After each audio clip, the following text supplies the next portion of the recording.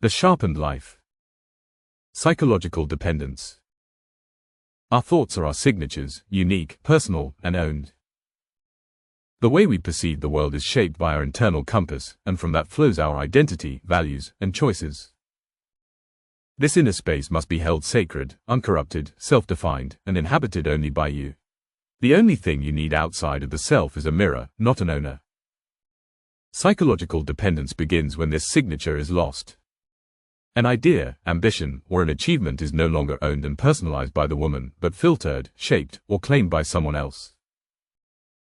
In many cases, she is not just influenced by societal expectation, she is owned by it. This is a difficult reality for many women to accept, not because they're incapable of understanding it, but because they've been taught to see the world through someone else's lens. So how does psychological dependence begin? To form a healthy identity, some external affirmation is often needed early in life. But the affirmation should be like scaffolding, useful during construction, then removed when the building is completed. For many young women, however, the affirmation may be skewed from the start. They are told, subtly or directly, that certain traits, paths, or achievements belong to men. That some levels of power, brilliance, or competence are not feminine. This conditioning tends to produce three types of women. 1. The compliant, she conforms to societal expectations and is praised as the ideal woman. 2. The high achiever, she rises above the expectation but still measures her achievement and worth externally.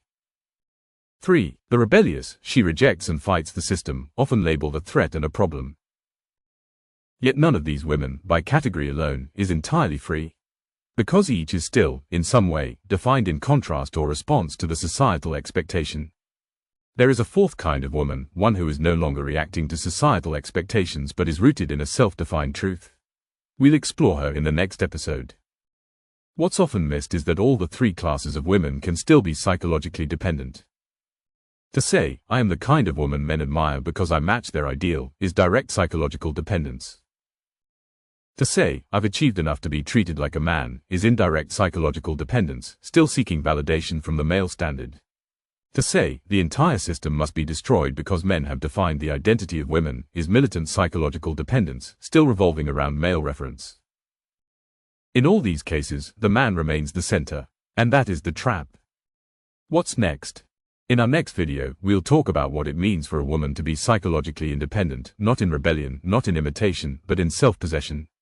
Until then, stay safe, stay true, stay free, bye. Don't forget to like and subscribe.